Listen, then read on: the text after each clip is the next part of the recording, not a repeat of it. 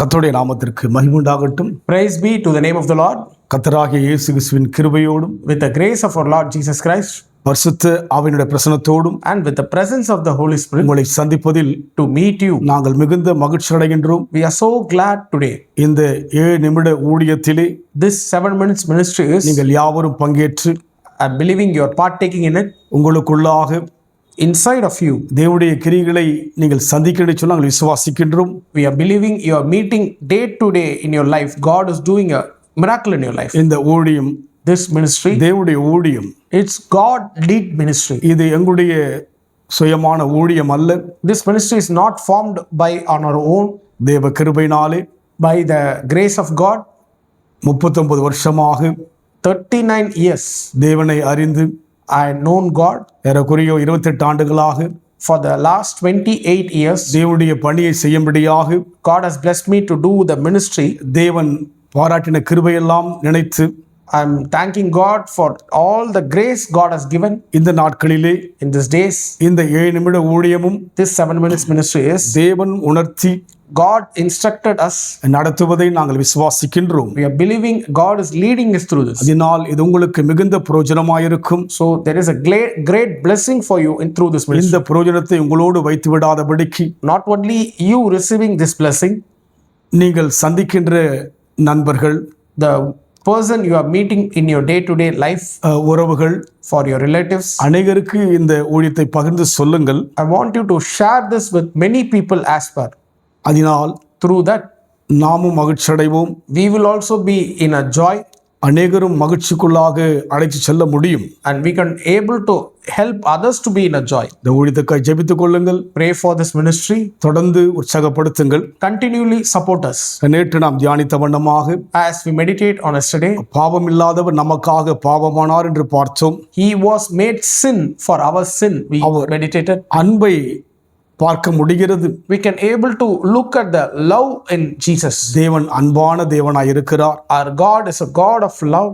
வேத முழுமையாக In the entire Bible, அதுவும் புதிய ஏற்பாட்டில் இயேசு கிறிஸ்துவின் மூலமாக when you look in the New Testament, in the life of Jesus, அவருடைய அன்பை முழுமையாக நமக்கு காண்பித்திருக்கிறார். through his life, God has shown his love entirely. வார்த்தையாய் இருப்பதினாலே By a word is, நம்மால் விளங்கிக் கொள்ள முடியாமல் இருக்கிறது. we cannot able to understand his love many times. அதை அதிகமாக தியானித்து, By meditating continually, அதை அதிகமாக யோசித்து, by thinking about God's word, அந்த அனுபவத்தில் நம் வாழ்க்கை ஒப்பு கொடுக்கின்ற போது when we are surrendering in that life, நிச்சயமாகவே தேவனை புரிந்து கொள்ள முடியும். surely we can understand God. அவர் நமக்காக பாவமானார்.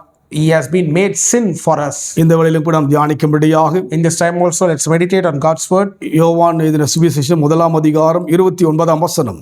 John 1 chapter 29. மறுநாளிலே யோவான் இயேசுவை தன்னிடத்திலே வரக்கண்டு, இதோ உலகத்தின் பாவத்தை சுமந்து தீர்க்கிற தேவ ஆட்டுக்குட்டி என்றார். The next day John saw Jesus coming unto him and said, Behold the Lamb of God, which taketh away the sin of the world. ஒவ்வொரு தேவ ஜனங்களுக்குள்ளாய், தேவ மனுஷனுக்குள்ளாக, For the entire world people and godly people, தேவன் தன்னை வெளிப்படுத்த அவர்களுக்குள்ளாக இடைப்படுகிறவராய் இருக்கிறார். God wants to reveal himself in the hearts of every people. யோவான் சானகன் In the life of John, தேவனுக்காக வழியை ஆயத்தப்படுத்துகிற மனுஷனாக வேதம் அவரை குறித்து சொல்லியிருக்கிறது. in the Bible it has been mentioned that he has been preparing a way for the Lord. யோவான் இயேசுவை பார்த்தபோது, When John looked at Jesus, தன்னிடத்தில் வர கண்டபோது, when he saw Jesus was coming to him, இதோ உலகத்தின் பாவத்தை சுமந்து தீர்க்கிற தேவ ஆட்டுக்குட்டி, and he said, Behold the Lamb of God, which taketh away the sin of the world. பாவத்தை சுமந்து தீர்க்கிறவர். And it is said, which taketh away the sin of the world. இயேசு கிறிஸ்து சிலுவையில் அறையப்படும் பொழுது, When Jesus was being in crucifixion, அவர் சொன்ன வார்த்தையில் ஒரு வார்த்தை, I mentioned many words, but a particular word, எல்லாம் முடிந்தது என்று சொன்னார். he said, it is completed.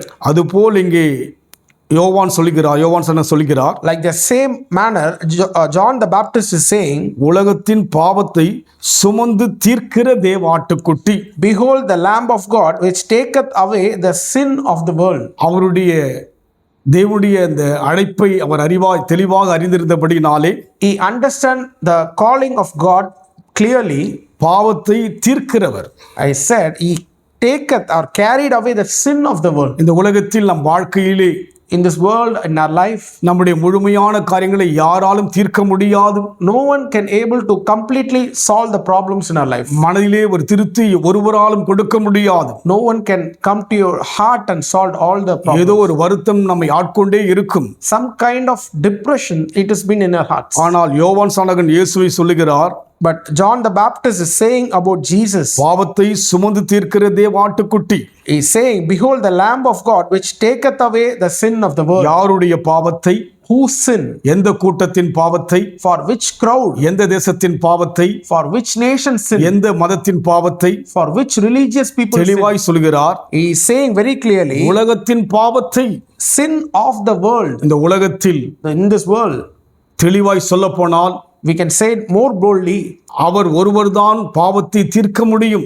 He can only solve all the problem. இந்த உலகத்தில் வாழ்கிற ஒவ்வொரு மக்களும் The people who are living in this world, தங்களுடைய பாவங்களை தீர்க்க they want to solve, make a forgiveness. என்னென்னவோ வழிகளை தேடுகிறார்கள். They are doing many kinds of way. ஒரே வழி இயேசுதான். There is only one way. உலகத்தில் இருக்கிற யாவருடைய பாவத்தையும் தீர்ப்பதற்கு அவருக்கு தான் அதிகாரம் உண்டு. He is the one who have the authority to give forgiveness to entire world. அப்பாவத்துக்கு பரிகாரமாக பலியை செலுத்துவோம்.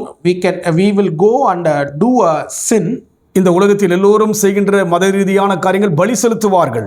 They will give a sacrifice for that sin. ஆனால் இயேசு கிறிஸ்துவோ But Jesus is, நமக்காக பலியானார். He became a sacrifice for us. அதனால் எல்லாருடைய பாவத்தையும் அவரால் தீர்க்க முடியும். So He can able to remove all their sins from their life. சுமக்க முடியும். He can able to carry them. இந்த உலகத்தில் யாரும் சுமக்க முடியாது. No one in this world can do. உன் வேதனையை சுமக்க முடியாது. No one can carry your உன் problems, துக்கத்தை சுமக்க முடியாது. your pains, உன் வியாதியை சுமக்க முடியாது. your diseases. இயேசு சுமக்க விரும்புகிறார். Jesus wants to நம்ம எப்ப carry. கொடுப்போமா? Surrender today. அன்பின் ஆண்டவரே, Dear Father, உலகத்தின் பாவத்தை சுமந்து தீர்க்கிற ஆட்டுக்குட்டியாக நாங்கள் உம்மை பார்க்கிறோம். we are looking at a Lamb of God who carries away the sin of the world. இந்த வழியிலும் கூட In this time, எங்கள் வேதனையை சுமப்பதற்காக, you are carrying our problems, எங்களை பலவீனங்களை சுமப்பதற்காக, carrying my sickness, எங்களுடைய வியாதி எல்லாவற்றையும் சுமப்பதற்காக ஸ்தோத்திரம். all the disease you are carrying. I praise you for that. விடுதலை உணர்கிறோம். We are experiencing a freedom. வெற்றியை உணர்கிறோம். We are experiencing victory. அற்புதத்தை எங்களுக்குள் விளங்கிக் கொள்கிறோம். We are experiencing a miracle in our life. இயேசுவின் நாமத்தில் பிதாவே. In Jesus' name we pray. கர்த்தர் ஆசீர்வதிப்பாராக. God bless you.